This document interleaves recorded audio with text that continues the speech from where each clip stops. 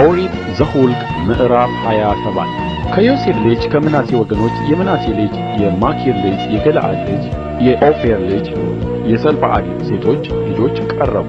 የእነዚህም ሴቶች ልጆች ስም ማህለህ፣ ኑዓ፣ ዔግላ፣ ሚልካ፣ ቲርጻ ነበረ። በመገናኛውም ድንኳን ደጃፍ አጠገብ በሙሴና በካህኑ በአልዓዛር በአለቆቹም በማኅበሩም ሁሉ ፊት ቆመው አባታችን በምድረ በዳ ሞተ፣ በራሱ ኃጢአት ሞተ እንጂ ከቆሬ ጋር በእግዚአብሔር ላይ በተሰበሰቡ ወገን መካከል አልነበረም፣ ወንዶችም ልጆችም አልነበሩትም። ወንድ ልጅስ ባይኖረው የአባታችን ስም ከወገኑ መካከል ለምን ይጠፋል? በአባታችን ወንድሞች መካከል ርስትን ስጠን አሉ። ሙሴም ነገራቸውን በእግዚአብሔር ፊት አቀረበ።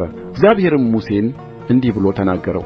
የሰለጰዓድ ልጆች እውነት ተናግረዋል። በአባታቸው ወንድሞች መካከል የርስት ድርሻ ስጣቸው። የአባታቸውን ርስት ለእነርሱ አሳልፈህ ስጥ። ለእስራኤልም ልጆች እንዲህ ብለህ ንገራቸው፣ ሰው ቢሞት ወንድ ልጅም ባይኖረው ርስቱ ለሴት ልጁ ይለፍ።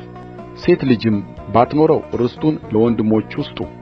ወንድሞቹም ባይኖሩት ርስቱን ለአባቱ ወንድሞች ስጡ። የአባቱም ወንድሞች ባይኖሩት ከወገኑ ለቀረበ ዘመድ ርስቱን ስጡ፣ እርሱም ይውረሰው። እግዚአብሔርም ሙሴን እንዳዘዘ ለእስራኤል ልጆች ሥርዓትና ፍርድ ይሁን። እግዚአብሔርም ሙሴን አለው፣ ወደዚህ ወደ አባሪም ተራራ ውጣ፣ ለእስራኤልም ልጆች የሰጠኋትን ምድር እይ። ባየሃትም ጊዜ ወንድምህ አሮን እንደ ተከማቸ አንተ ደግሞ ወደ ወገንህ ትከማቻለህ። እናንተ በጺን ምድረ በዳ በማኅበሩ ጠብ በቃሌ ላይ ዐምፃችኋልና በእነርሱም ፊት በውኃው ዘንድ አልቀደሳችሁኝምና። ይህም በጺን ምድረ በዳ በቃዴስ ያለው የመሪባ ውኃ ነው። ሙሴ እግዚአብሔርን እንዲህ ብሎ ተናገረው፣ የእግዚአብሔር ማኅበር እረኛ እንደሌለው መንጋ እንዳይሆን በፊታቸው የሚወጣውን በፊታቸውም የሚገባውን የሚያስወጣቸውንም የሚያስገባቸውን ሰው የሥጋ ሁሉ መንፈስ አምላክ እግዚአብሔር በማኅበሩ ላይ ይሹመው።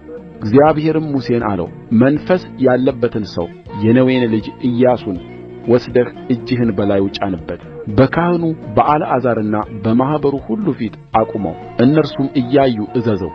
የእስራኤልም ልጆች ማኅበር ሁሉ እንዲታዘዙት ከክብርህ አኑርበት። በካህኑም በአልዓዛር ፊት ይቁም፣ እርሱም በእግዚአብሔር ፊት በኡሪም ፍርድ ይጠይቅለት። እርሱ ከእርሱም ጋር የእስራኤል ልጆች ማኅበር ሁሉ በቃሉ ይውጡ በቃሉም ይግቡ። ሙሴም እግዚአብሔር እንዳዘዘው አደረገ። ኢያሱንም ወስዶ በካህኑ በአልዓዛርና በማኅበሩ ሁሉ ፊት አቆመው።